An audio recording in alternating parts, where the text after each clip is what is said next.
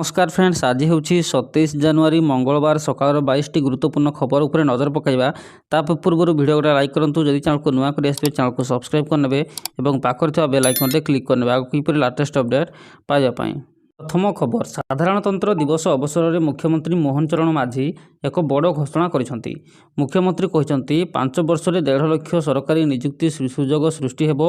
उभय सरकारी और बेसरकारी स्तर में आसंता वर्ष गुड़िक युवपीढ़ी सुजोगर वर्ष हेबो। आज सारा देश गोटे फेस्टिवल ऑफर अछि। क्यूआर कोड स्कैन करंतु, यूपीआई पिन करंतु, 10,000 टका आपनका बैंक अकाउंट माझी बारवाटी स्टेडियम में जातीय पताका खट किना आसीबनी, अवसर में से छट किना कटि जीवा मूर्ख मुहे ताली। यूपीआई कहूछि यूपीआई पिन टंका पठेबा पई अछि, पाइबा पई नुहे। एई कथाटी मने रखंतु आ कुहंतु मु मूर्ख नुहे। देश को विधि व्यवस्था चलैबा संविधान लिखागला।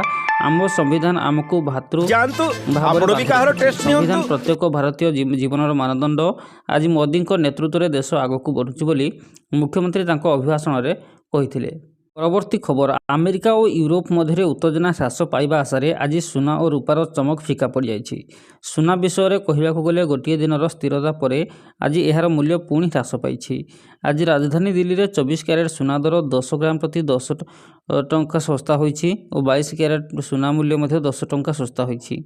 आज भुवनेश्वर 24 क्यारेट सुना दर 1,60,250 टंका थिबा बेले 22 क्यारेट सुना रेट 1,46,890 टंकार कारोबार करुछि। परवर्ती खबर, स्वराष्ट्र मंत्रालय पक्षरु देशर अन्यतम सर्वोच्च नागरिक सम्मान पद्म पुरस्कार घोषणा कराଯାଇଛି।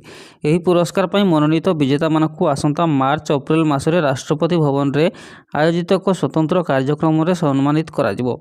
ओडिशार 4 जण विशिष्ट व्यक्ति पद्मश्री पुरस्कार पाइबाकु मनोनीत होइछन्ति। गंजाम जिलार वयोज्येष्ठ प्रहलाद नाटक कलाकार सीमांचल पात्र एवं सांताली भाषाविद आदिवासी और साहित्य और संस्कृतिर गवेषक तथा संरक्षण चरण हेम्ब्रम चलित वर्ष पद्मश्री पुरस्कार पाइबे। सेहीपरि राज्य में जड़े कुशली बुणाकार शरद कुमार पात्र एवं जनजाति साहित्यक और गवेषक महेंद्र कुमार मिश्र पद्मश्री पुरस्कार पाइबे। सूचनायोग्य चरण हेम्ब्रम जड़े परिचित सांताली लेखक एवं शिक्षा संस्कारिक। से 1500 अधिक इतुन आश्रा केन्द्र जरिया आदिवासी परंपरा को सुरक्षा देते। से आदिवासी युववर्ग को सशक्त करने सहित आदिवासी ऐतिह्यर संरक्षण क्षेत्र में योगदान देते। सेहीपरि वयोज्येष्ठ कलाकार सीमांचल पात्र 80 वर्षरू अधिक समय धरी दक्षिण ओडिशार पारंपरिक लोकमंच परंपरा प्रहलाद नाटकर प्रचार प्रसार एवं संरक्षण दिगरे निरंतर प्रयास करी आसिछन्ति। से निजर व्यक्तिगत संचित अर्थरू सिंहभाग एही कलार संरक्षण पर विनियोग करिछन्ति। हिपरि बुणाकार शरद कुमार पात्र इकत बयान शैली एवं नवसृजन पर परिचित हासिल करिछन्ति। से 50 रु अधिक प्राकृतिक रंग उद्भावन करिछन्ति एवं पारंपरिक प्राकृतिक कपड़ा रंग प्रक्रिया रे पुनरुद्धार करिछन्ति। से शताधिक अवहेलित बुणाकार को मध्य तालीम दे बयान शिल्पर पुनरुद्धार दिगरे योगदान देइछन्ति। महेंद्र कुमार मिश्र जड़े साहित्यक और शिक्षाविद भाव 25 रु अधिक पुस्तक एवं 100 रु अधिक गवेषणा संदर्भ प्रस्तुत करिसेंति। आदिवासी भाषा और साहित्यर प्रचार प्रसार दिगरे से उल्लेखनीय कार्य करने सहित यह आगामी पीढ़ी पर संरक्षित रखा दिगरे कार्य करिसेंति।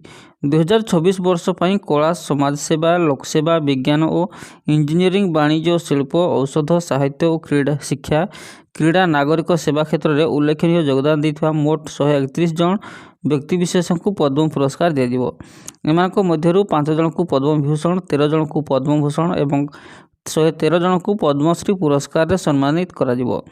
पुरस्कार विजेता मध्य 19 जन महिला एवं 6 जन विदेशी और प्रवासी नागरिक सामिल रहिसंती।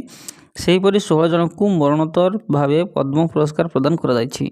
प्रत्येक वर्ष साधारणतंत्र दिवस पूर्व पद्म पुरस्कार घोषणा करा जाय थाए।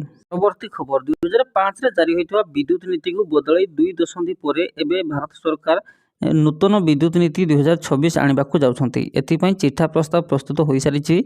उन्नत आणविक प्रजुक्ति विद्या, क्षुद्र मॉड्यूलर रिएक्टर और अन्य क्षुद्र क्षमता संपन्न रिएक्टर व्यवहार करा सह आणविक विद्युत उत्पादन क्षेत्र में घरोई क्षेत्र में प्रवेश पई एही चिठा प्रस्ताव रे उल्लेख अछि।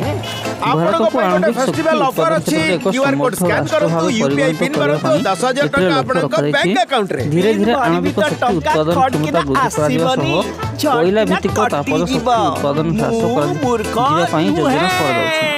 ସମ୍ପ୍ରତି ଭାରତରେ ୟୁପିଆଇ କହୁଛି ସର୍ବାଧିକ ଭାଗ ଟଙ୍କା ପଠେଇବା ପାଇଁ ଅଛି ପାଇବା ପାଇଁ ନୁହେଁ। ଏହି କଥାଟି ମନେ ରଖନ୍ତୁ ଆଉ କୁହନ୍ତୁ ତେବେ ମୁଁ ଏହି ମୂର୍ଖ କୋଇଲା ନୁହେଁ। ଏକ ନବୀକରଣକ୍ଷମ ବିଦ୍ୟୁତ ଉତ୍ସ ହୋଇ ନଥିବା ବେଳେ ଏହାର ମାତ୍ରାଧିକ ବ୍ୟବହାର ପରିବେଶ ଉପରେ ଗଭୀର ଯାଆନ୍ତୁ ପ୍ରତିକୂଳ ପ୍ରଭାବ ଆପଣ ବି କାହାର ପକାଉଛି। ଟେଷ୍ଟ ନିଅନ୍ତୁ। ତେଣୁ ନୂଆ ବିଦ୍ୟୁତ ନୀତିରେ ଆଣବିକ ପ୍ରକଳ୍ପ ଉପରେ ଅଧିକ ମନୋନିବେଶ କରିବ ଭାରତ। ଏହା ପ୍ରସ୍ତାବରେ ଉଲ୍ଲେଖ ରହିଛି ଯେ 2047 ସୁଦ୍ଧା ଭାରତର ଆଣବିକ ଶକ୍ତି ଉତ୍ପାଦନ କ୍ଷମତା ବାର୍ଷିକ 10 ଗୁଣର ଅଧିକ ବୃଦ୍ଧି ପାଇ 100 ଜିଗାୱାଟ୍ ହେବ। ସମ୍ପ୍ରତି ଏହା ମାତ୍ର 8.8 ଜିଗାୱାଟ୍ ରହିଛି। ଶକ୍ତି କ୍ଷେତ୍ରରେ ଆର୍ଥିକ ସଂସ୍କାର ପାଇଁ ପଥ ଉନ୍ମୁକ୍ତ କରାଯିବା ସହ ଘରୋଇ କ୍ଷେତ୍ରରେ ସହଭାଗିତା ଉପରେ ଗୁରୁତ୍ୱ ଆରୋପ କରାଯିବ। ଭାରତରେ ବିଦ୍ୟୁତ ଚାହିଦା ବୃଦ୍ଧିକୁ ଦୃଷ୍ଟିରେ ରଖି 2047 ସୁଦ୍ଧା ମୁଣ୍ଡପିଛା ବିଦ୍ୟୁତ ଉତ୍ପାଦନ 2 ଗୁଣ କରିବାକୁ ଲକ୍ଷ୍ୟ ରଖାଯାଇଛି। ବିଦ୍ୟୁତ ଉତ୍ପାଦନ ପ୍ରକ୍ରିୟାରେ ପ୍ରଦୂଷଣ ହ୍ରାସକୁ ଗୁରୁତ୍ୱ ଦେଇଛି। ଏହି ଚିଠା ପ୍ରସ୍ତାବ 2030 ସୁଦ୍ଧା ପ୍ରଦୂଷଣ 45% ହ୍ରାସ କରିବାକୁ ଲକ୍ଷ୍ୟ ରଖାଯାଇଛି। ବିଦ୍ୟୁତ ଶୁଳ୍କ ବ୍ୟବସ୍ଥାରେ ମଧ୍ୟ ସଂସ୍କାର ଆଣିବାକୁ ଚିଠା ପ୍ରସ୍ତାବରେ ଉଲ୍ଲେଖ ରହିଛି। ପରବର୍ତ୍ତୀ ଖବର, ଜାତୀୟ ରାଜପଥରେ ଯାତ୍ରା କରୁଥିବା ଲକ୍ଷ ଲକ୍ଷ ଗାଡ଼ି ଚାଳକଙ୍କ ପାଇଁ ସରକାର ଏକ ବଡ଼ ଆଶ୍ୱସ୍ତି ଘୋଷଣା କରିଛନ୍ତି। ଲୋକମାନେ ପ୍ରାୟତଃ ଅଭିଯୋଗ କରିଛନ୍ତି ଯେ ରାସ୍ତା ନିର୍ମାଣ ସମୟରେ ମଧ୍ୟ ପୂରା ଟୋଲ୍ ଟିକସ ଆଦାୟ କରାଯାଏ। ଯେତେବେଳେ ଟ୍ରାଫିକ୍ ଜାମ୍, ଧୂଳି ଏବଂ ଅସୁବିଧା ଲାଗି ରହିଥାଏ, ଏହି ଚିନ୍ତାକୁ ଦୂର କରି କେନ୍ଦ୍ର ସରକାର ଟୋଲ୍ ଟିକସ ନିୟମରେ ଗୁରୁତ୍ୱପୂର୍ଣ୍ଣ ପରିବର୍ତ୍ତନ କରିଛନ୍ତି, ଯାହା ଯାତ୍ରୀଙ୍କ ପାଇଁ ପକେଟ୍ ଉପରେ ବୋଝକୁ ଯଥେଷ୍ଟ ହ୍ରାସ କରିବ। ନିର୍ମାଣ କାର୍ଯ୍ୟ ସମୟରେ ମିଳିବ ଲାଭ।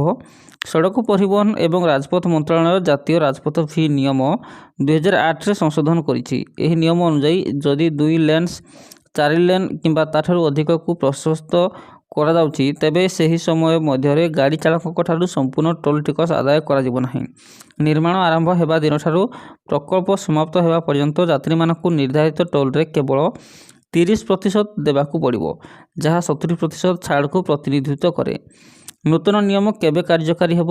ସରକାର ଏ ସମ୍ପର୍କରେ ଏକ ବିଜ୍ଞପ୍ତି ଜାରି କରିଛନ୍ତି ଏବଂ ଏହି ନୂତନ ନିୟମ ନୂତନ ବର୍ଷରୁ କାର୍ଯ୍ୟକାରୀ ହେବ। ଏହି ନିୟମ କେବଳ ନୂତନ ପ୍ରକଳ୍ପ ପାଇଁ ସୀମିତ ରହିବ ନାହିଁ, ବରଂ ସମସ୍ତ ଜାତୀୟ ରାଜପଥରେ ମଧ୍ୟ ପ୍ରଯୁଜ୍ୟ ହେବ, ଯେଉଁଠାରେ 2 ଲେନ୍ ରାସ୍ତାକୁ 4 ଲେନ୍ରେ ପରିବର୍ତ୍ତନ କରାଯାଉଛି।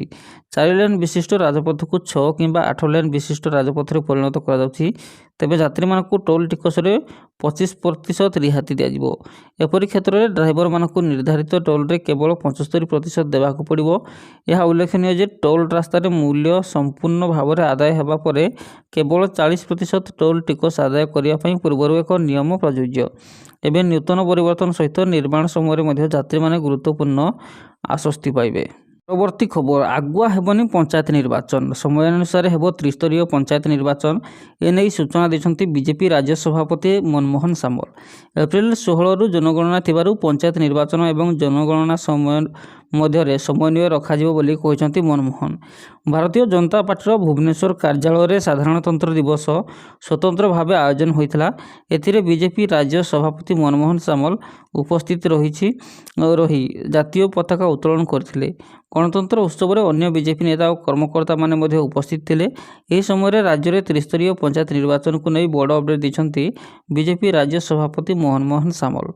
ସେ କହିଛନ୍ତି ପଞ୍ଚାୟତ ନିର୍ବାଚନ ସମୟାନୁସାରେ ହେବ, ଆଗୁଆ ହେବ ନାହିଁ। ନିର୍ଦ୍ଧାରିତ ସମୟରେ ପଞ୍ଚାୟତ ଭୋଟ୍ ହେବ।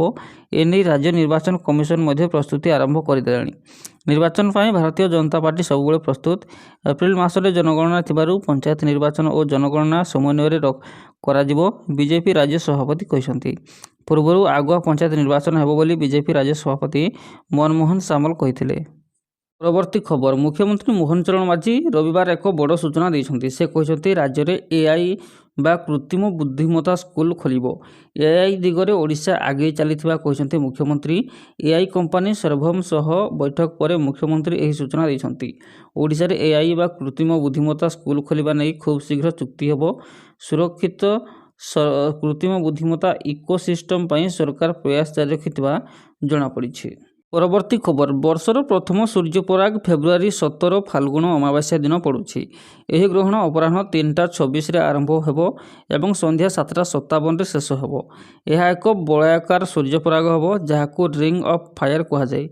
ନାସା ଅନୁଯାୟୀ ଯେତେବେଳେ ଚନ୍ଦ୍ର ତାର କକ୍ଷପଥରେ ପୃଥିବୀଠାରୁ ଅପେକ୍ଷାକୃତ ଅଧିକ ଦୂରତାରେ ଥାଏ ଏବଂ ସେହି ସମୟରେ ସୂର୍ଯ୍ୟ ସାମ୍ନାରେ ଆସେ ସେତେବେଳେ ସୂର୍ଯ୍ୟକୁ ସମ୍ପୂର୍ଣ୍ଣ ଭାବରେ ଘୋଡ଼ାଇ ପାରେ ନାହିଁ। ଆପଣଙ୍କ ପାଇଁ ଗୋଟେ ଫେଷ୍ଟିଭାଲ ଅଫର ଅଛି। କ୍ୟୁଆର କୋଡ ସ୍କାନ କରନ୍ତୁ, ୟୁପିଆଇ ପିନ୍ ମାରନ୍ତୁ, 10,000 ଟଙ୍କା ଆପଣଙ୍କ ବ୍ୟାଙ୍କ ଆକାଉଣ୍ଟରେ ପିନ୍। ତେବେ ଏହି ସୂର୍ଯ୍ୟପରାଗ ଭାରତରେ ଦୃଶ୍ୟମାନ ହେବ ନାହିଁ, କିନ୍ତୁ ଏହି ଦୃଶ୍ୟ ବିଶ୍ୱର ଅନେକ ସ୍ଥାନରେ ସ୍ପଷ୍ଟ ଭାବରେ ଦେଖାଯିବ। ଭାରତ ବ୍ୟତୀତ ଏହି ସୂର୍ଯ୍ୟପରାଗ ଦକ୍ଷିଣ ଆମେରିକା, ଆଫ୍ରିକାର କିଛି ଅଂଶ, ଆଟଲାଣ୍ଟିକ୍ ମହାସାଗର ଏବଂ ଆଖପାଖ ଅଞ୍ଚଳରେ ଦୃଶ୍ୟମାନ ହେବ। ଯେହେତୁ ଏହି ସୂର୍ଯ୍ୟଗ୍ରହଣ ଭାରତରେ ଦୃଶ୍ୟମାନ ହେବ ନାହିଁ, ତେଣୁ ଦେଶର ସୂତକ କାଳ ବୈଧ ହେବ ନାହିଁ। ଧାର୍ମିକ ବିଶ୍ୱାସ ଅନୁସାରେ ସୂତକ କାଳ ସେତେବେଳେ ପ୍ରଯୁଜ୍ୟ ହୁଏ ଯେତେବେଳେ କୌଣସି ସ୍ଥାନରେ ଗ୍ରହଣ ଦୃଶ୍ୟମାନ ହୁଏ। ଏପରି ପରିସ୍ଥିତିରେ ଭାରତରେ ପୂଜାପାଠ ଏବଂ ଦୈନନ୍ଦିନ ଧାର୍ମିକ କାର୍ଯ୍ୟକଳାପ ସାଧାରଣ ଭାବରେ କରାଯାଇପାରିବ।